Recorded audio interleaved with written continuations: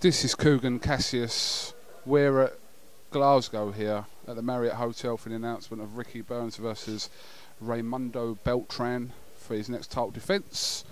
With me I have Eddie Hearn. All right, Ed? Could be in the West End Theatre, perhaps. Possibly, but you spent all that money on that backdrop and you wanted to sit there. You don't usually like to sit, you usually like to stand, don't you? Posture. I'm tired.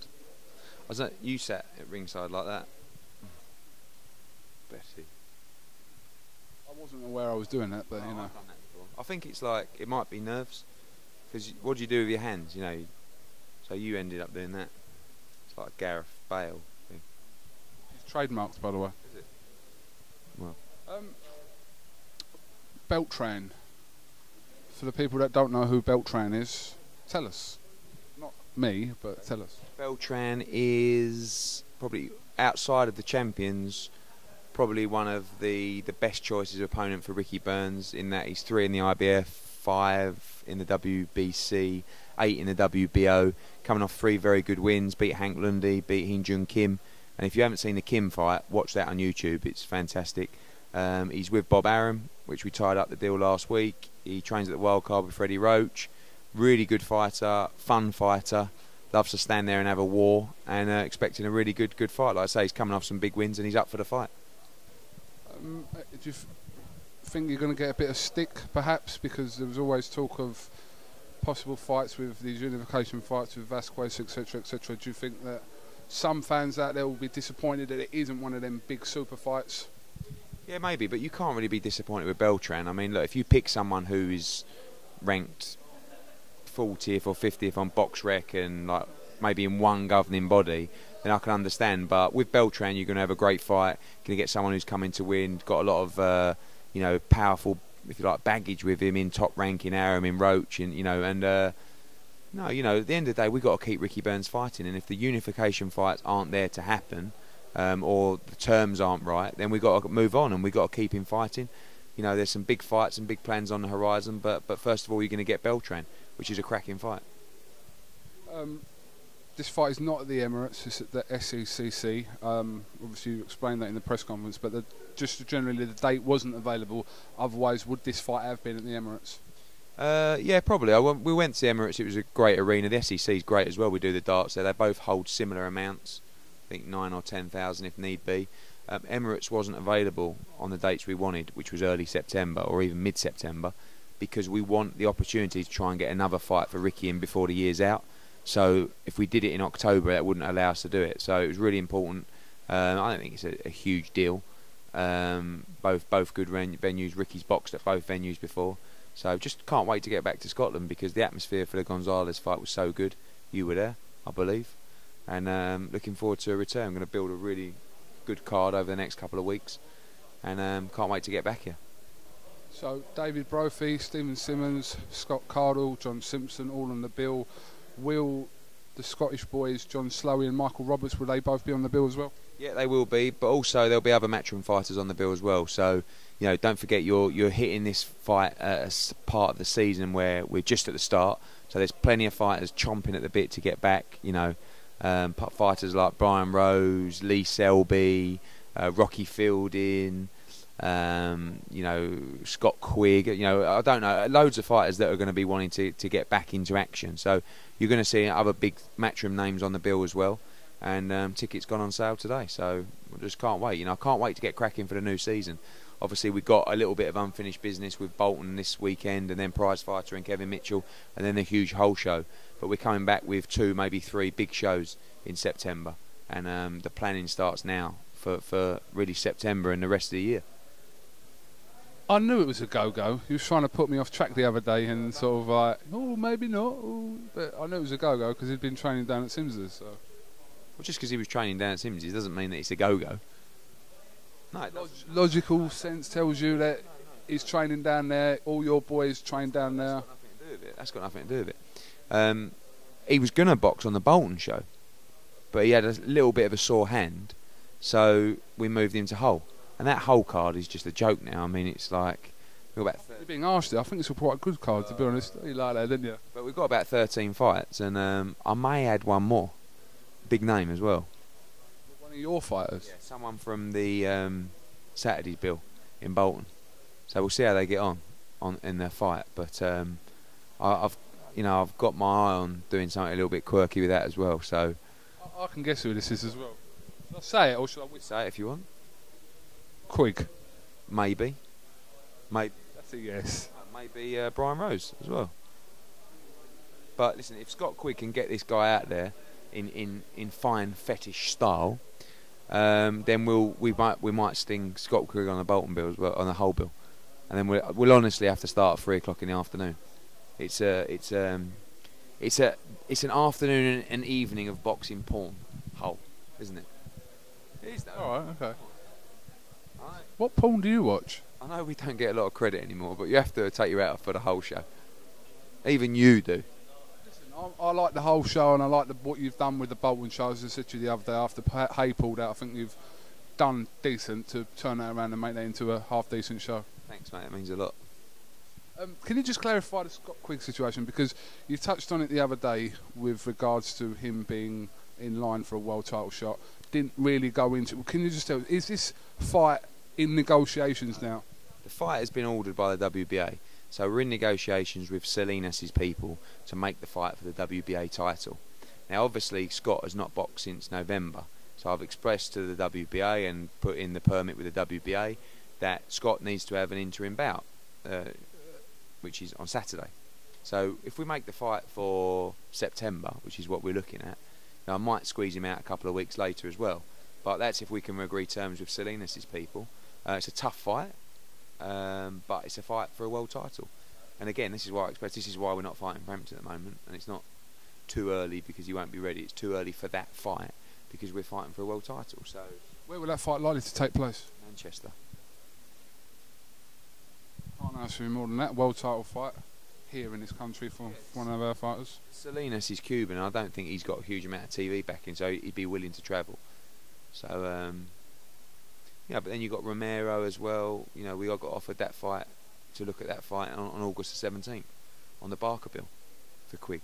So are you saying that Scott's first fight into the new season will be a world title fight?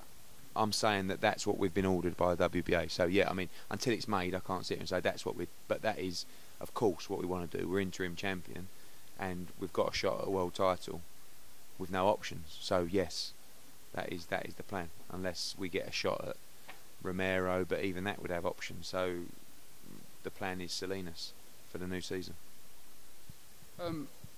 Carl Froch, or Froch. Are we any closer to knowing who his next opponent will be?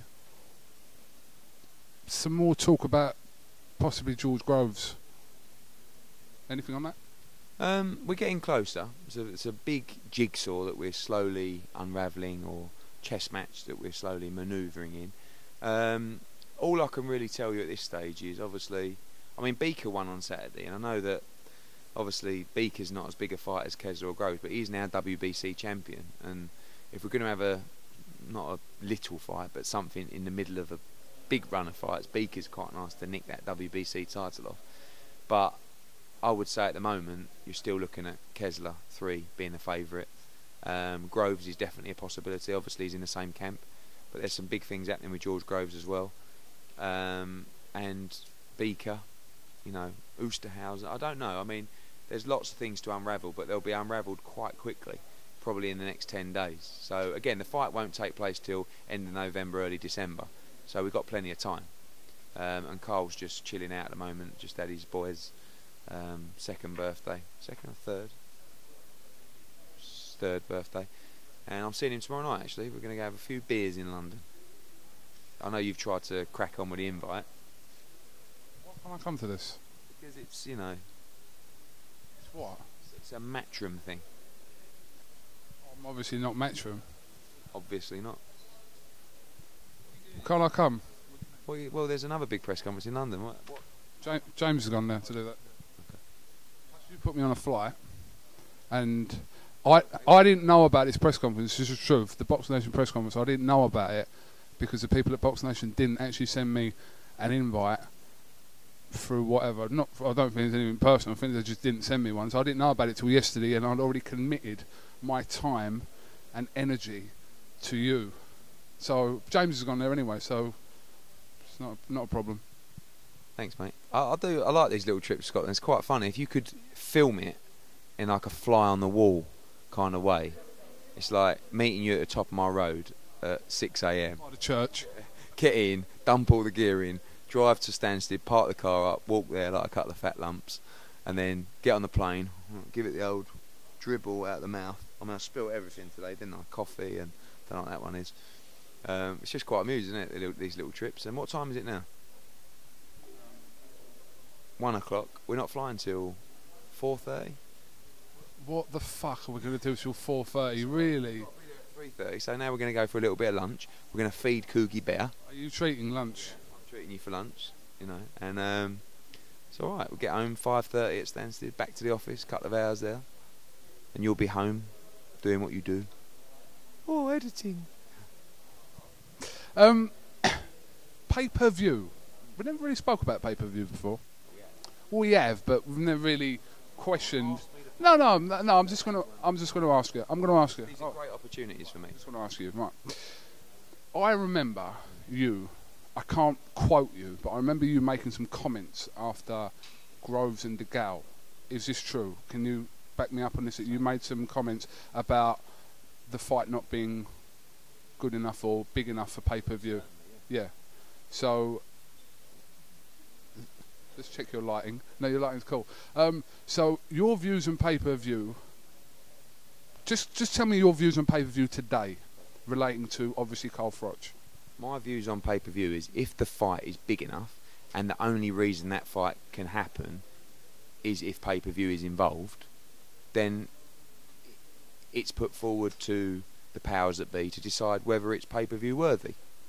Now, pay-per-view, in my opinion, comes around once every very so often. So that could be once a year, could be twice a year. I don't envisage more than 2 pay-per-views a year, in my opinion. But it depends. If Mayweather Khan was made for February, that would be pay-per-view. If Froch versus Ward was made for the summer, that would be pay-per-view. If Hay versus Klitschko was made for December, that would probably be pay-per-view. So it all depends. I mean, we haven't had a pay-per-view for so long.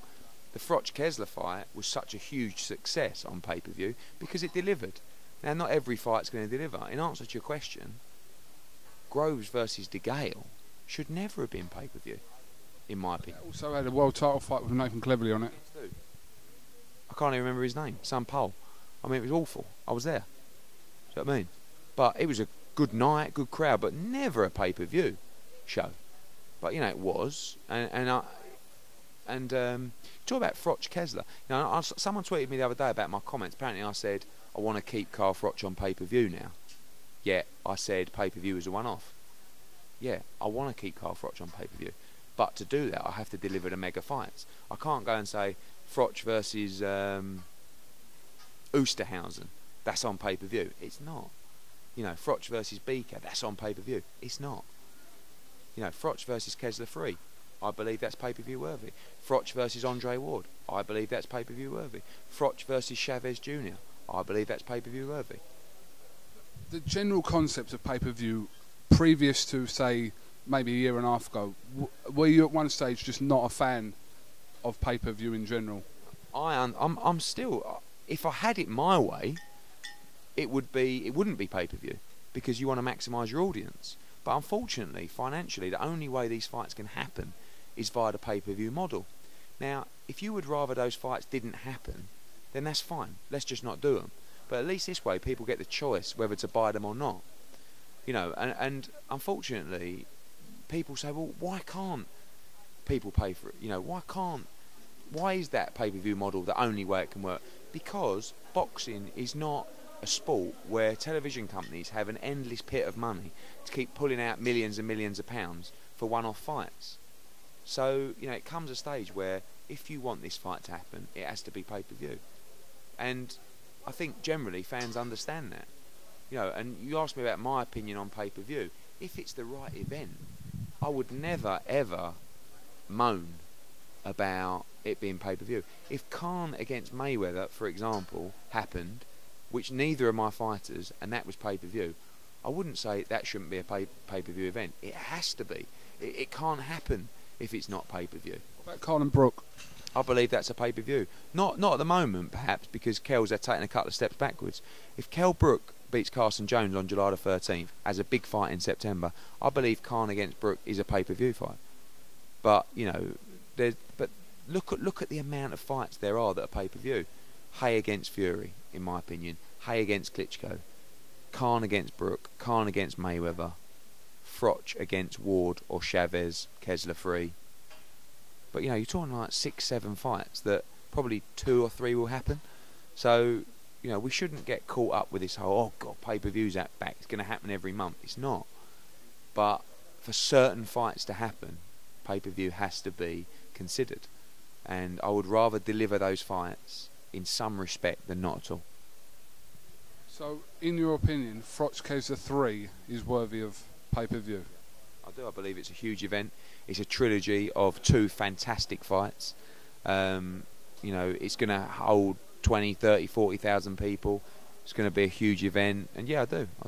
And with this fight, is there an argument that, because a lot of people suggested that Mikhail Kessler was sort of past it, and is there real, you know, in your eyes, a real relevance to make this a trilogy rather than skip past it and go for the Andre Ward? Well, yeah, because Andre Ward, don't forget, is in a dispute with Dan Goosen, who we've already spoke to about the fight. He's not looking to fight Carl Froch on his return, despite what he might say. I've already mentioned it to him, and September, October, November, no, they're going to have another fight first, and quite right too, coming off the back of a long injury. So, do I think there's relevance to Froch Kessler 3? Absolutely. The fight number 1 was an absolute classic. The fight number 2 was an absolute classic. Kessler won the first by a couple of rounds. Froch won the second by a couple of rounds. Kessler's passed it. Absolute bollocks. Not at all. He was up for that fight. Don't worry about that. And he gave Froch a great fight. Froch was exceptional. You know, but the 3 has huge relevance. Would you rather see, if you asked the majority of fans what they'd rather see, Froch versus Ward or Froch versus Kessler 3, I believe people would say Froch versus Kessler 3. Now, don't ask the people on forums or you or hardcore boxing fans, because they'll all say Froch versus Ward. But the amount of messages I get on my Twitter saying, please don't fight Ward, it is so boring. You know, because stylistically, don't get me wrong, for a boxing fan, that's number 1 and number 2 in the division, etc., etc. But that fight will get made. It's not. Listen, I don't want to see Froch Kessler 3 because the first 2 fights were brilliant. So the third one will more than likely follow suit with that. But it's just Cole, in my head, it's just Cole's wanting to put this Andre Ward result right. I'll stop you there. I just think it's timing. You know, you're talking about Carl Froch fighting in November. He's not going to fight Andre Ward in November. Ward will not fight Carl Froch in November. Ward will box in September, October, and he'll have a comeback fight or, you know, whatever he has. So what are your options for Carl Froch? Mikhail Kessler 3, George Groves, Sakio Bika, Thomas Oosterhausen. You know, of all of those, Froch Kessler 3 stands out by a mile. You know, and then in the new year, you've got Golovkin, you've got Chavez Jr., you've got Andre Ward. You know, Carl has got 1 fight left this year, 2 fights next year, and then we consider our position. And I honestly think those 3 fights are going to be Kessler 3, if he wants it, Groves, and a big one. And by that I mean Chavez, Ward, you know, Golovkin. If he moves to 168, I still think Froch Golovkin would be brutal. But you know, Chavez is a huge. Macklin's going to spark Golovkin out. Macklin's got a very difficult job. But I'll tell you one thing about Matthew Macklin. If there's anyone that can stand in front of you and have a go and stand and test the fighter, it's Matthew Macklin. If Golovkin is as good as people think he is, Macklin's got a really tough night. If he's not, Macklin's got a great chance. But the good news is you can watch it all unfold live on Sky Sports. I'll tell you what, with Macklin, he don't give a fuck, does he? He'll fight anyone. He doesn't care. He'll go in the ring with anyone. He won't dodge anyone, Macklin. Let's hope he can do it. Absolutely. But, you know, like I say, fighters will fight anyone. Now, I remember when Golovkin come up for Darren Barker. You know, and I said to Barker, I went, I think I got you a shot against Golovkin. He went, oh, lovely. And I spoke to the trainer. Oh, what about Gil? You know, because he's dangerous. I mean, he's a dangerous motherfucker. You know what I mean? He is. He's a Terminator.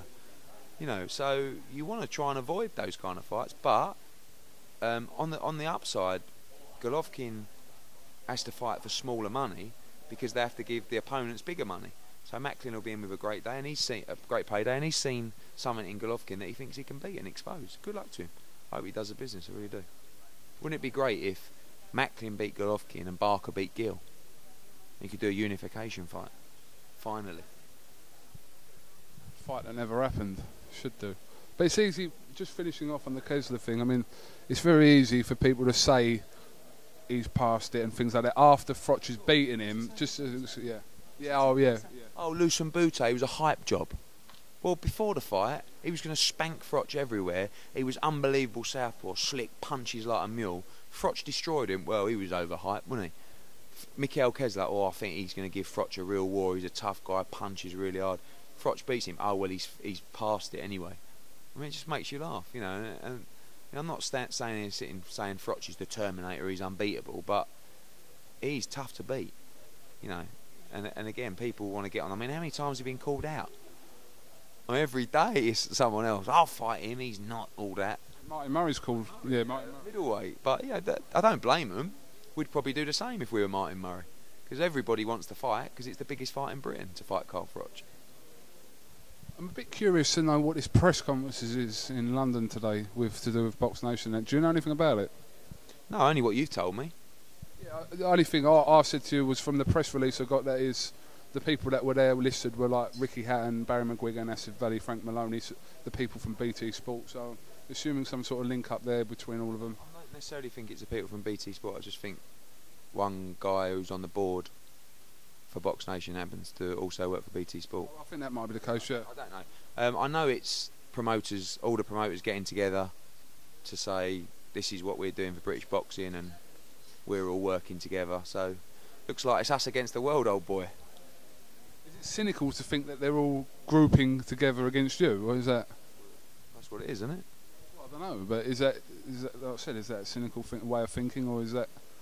I don't know what it's about, because I'm waiting for the press conference to come up from James before I can make any comment about it. If you were those people that you've mentioned, who are going, Hattons, Maloney, Asif Valley, they're people that haven't got many options in terms of selecting where to place their fighters. So they're probably doing the right thing, which is that they've got no options, so they'll go and do something with Box Nation. Do you know what I mean? So I think they're absolutely doing the right thing, and we'll do our thing. And you know, again, people talk about, we had this conversation, didn't we, about a monopoly. You know, there's no monopoly in boxing. I am the chosen promoter on Sky Sports. Mick Hennessy is the chosen promoter on Channel 5. Does that mean that Mick Hennessy's got a monopoly on Channel 5? Well, if you have, then he has. Exactly. So, but a monopoly is in reflection of the industry, not in terms of a broadcaster. You know, so I'm the chosen broadcaster for Sky. Very proud. Believe I do a good job. Mick Hennessy is the chosen broadcaster on Channel 5. The others couldn't get a TV contract. So, well, they did. They got it with Box Nation, but they looked around everywhere first, and then decided that we'd do something. And now today it will be, look at us all. This is what British boxing's all around. We've got to do this, do that, do that, do that. But, you know. Do you know, the other day you said about hold on. Well, what I also said the other day was the loudest person in the room is the weakest. I think I said it right first time. Do you remember? Because someone said apparently that's in American Gangster, that film. But someone else said empty vessels make the loudest noise. Is that the one you're going for? No, but someone that just... You know, people tweeted that to me as well. And a few others that I like is when the tide goes out, you'll see who's swimming naked. I love that one. The last one is my all-time favourite, fur coat, no knickers. My favourite... Yeah, do you know what my favourite one is? When there's biscuits are in the tin, where's the fun in biscuits? Is that true, or did you make that up? No, that's a true saying. When there's biscuits in the tin, where's the fun in biscuits? I like that. But I prefer fur coat, no knickers. Fur coat, no knickers is so true about so many people, isn't it? Does that kind of sum you up? No, because I've got fucking a beautiful pair of knickers on. You know what I mean? But do you know what I'm saying about life? It's like fur coat, no knickers. How many people do you know who are fur coat, no knickers? You know what I mean, don't you?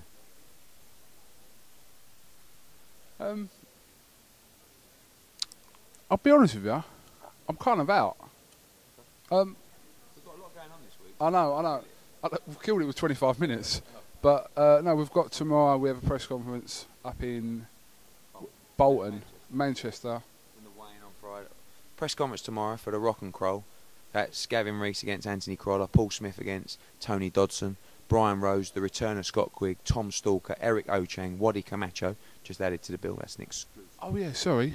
Will you make the fight, Waddy Camacho versus Stephen Simmons? I'd love to make that fight. They've both got good options. I mean, Stephen Simmons, I'm looking potentially at Matty Askin as well. I think that would be a good fight. But I think Simmons against Camacho is a really good fight. Anyway, getting back to what I was saying. Then the weigh-in on a Friday. Then the show in Bolton on Saturday. And then we've got prize fighter next week. And then we've got hold a week after. So we've got a busy few weeks. This is a question I was meant to ask you. Sorry, because you cut it in. The other day you was talking about them, as in whoever, Frank Warren, not having the platform through Box Nation. Do you not think that was a little bit harsh by saying they haven't got a platform when... You sure? They haven't got the platform. So, like, they haven't got the platform that we've got. So, what I'm saying by that is they've got no vehicle for constant exposure. So, they've got a refined audience. And look, I will never have a pop at Box Nation. Have it on record. I think Box Nation shows some good fights. I don't want Box Nation to go anywhere. They push me to do a better job. I push them to do a better job. Do you know what I'm saying? So I don't want to see the end of anyone. But I'm just saying that when you haven't got a big commercial vehicle behind you, you need to make noise. That's what I was talking about in those comments. But for a channel that's not really... is relatively new, really, isn't it? What's it been going, 2 years? Could judge them in a few years, to be honest, to see how great the platform is. I'll judge him whenever I want. But what I'm saying, which I'll always say, is there isn't a demand for a boxing subscription channel. That's all I've ever said. Not they don't provide a good service. You know, I think they show some good fights. I do. I don't think they show enough good UK fights, if I was a critical boxing fan. But certainly their international content is impressive. Do you subscribe to Box Nation? I don't. Not because it's Box Nation, just because I spend so much time involved in watching boxing. When I get a spare Saturday, I don't want to sit at home watching boxing. Do you know what I mean? That's the honest truth. You know. But again, like I said, I honestly think Box Nation shows some really good fights. But I don't think there's the long term there'll be the demand for a subscription boxing channel until we get boxing to a level where there is. But I think we're a long way away. All right, well listen, we'll try not to kill it with you this week because there's another 3 potential interview opportunities that we'll have to work around. People, you're top. Why? Sit where I was sitting.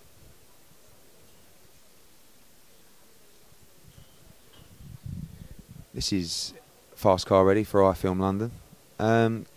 Joined here by KUGAN CASSIUS. KUGAN, what inspired you to firstly purchase that top and secondly wear it today? The reason I wore it today is because I knew it'd be a conversational topic within our interview and make you chuckle, Eddie. Did you know that it would blend in with the curtains? No, but it also blends in with David Brophy and Ricky Burns today as well. Now, normally when people wear camouflage, it's green, which is actually the traditional camouflage colours. Can you tell us more about the designer of that top and also your thoughts as to their inspiration behind the print? This is by Bathing Ape. If you don't know what that is, then Google it. If it's good enough for Rihanna and Jay-Z, it's good enough for Coogie Bear. So, yeah, it's good. You wouldn't believe how much this costs either. $400. You're being serious? Bathing Ape stuff's ridiculously dear. My next question was, how pissed were you when you bought it? I wasn't pissed. I like it. I know it's a bit out there, but I like it. If you weren't so set on digging me out about clothing, I think that you'd subtly like it as well. KUGAN, you've obviously travelled the world significantly in the last year or so, mostly funded by myself. What would you say has been the highlight in terms of, firstly, your role as a reporter, and secondly, the boxing night itself? Which have been the nights which you've walked away from and said, wow, I'll never forget that night? There's been 2 nights. You can probably predict what the 2 nights are going to be, and they're from last year. One involves one of your shows, and one involves a Box Nation show. Do you want to expand on it? Yeah, the Box Nation show was Hey and Chisora, which was a fantastic spectacle for all involved. And FROCH Boutte, just for pure passion and the fact that no one thought that FROCH was going to win, and he did.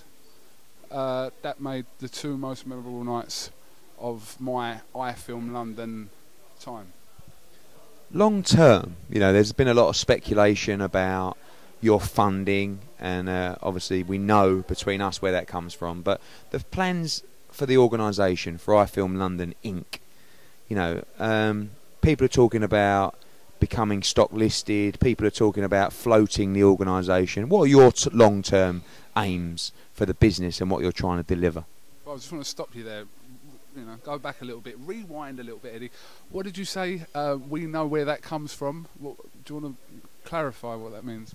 Well, myself, now behind the camera as a boxing fan, are well aware of the majority you know, source of funding within your organisation. Comes from where? Me. What comes from you? 500 quid a week. We're still on this. So moving forward, where are you looking to take? I want to take iFilm London to, like, ideally we want to be like a TV channel. That would be good. If we had, like, say we had like a show that was maybe on Sky or wherever, where it was like an hour a week. So deluded. Sorry. I'm only joking. I'm only joking. Would you have said a year and a half ago that I would have been on ringside? No.